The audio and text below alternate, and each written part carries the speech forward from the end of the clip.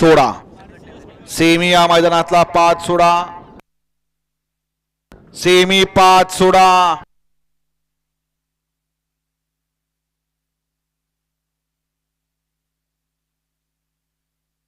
फौजी गाड्या सोडा करा गाडी उभी करा शिरंबेकर गाड्या सोडा गाड्या सुटल्या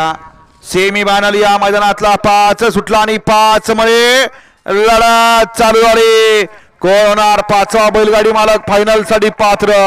सुंदर अशी लढत चालू आहे आड्याकडे त्रिशूळ पळतोय मध्ये आळजापूरकरांचा पिस्तूल पळतोय मधल्या रानाला टाप टाकला आणि निर्वाद वर्चस्व पिस्तूलचं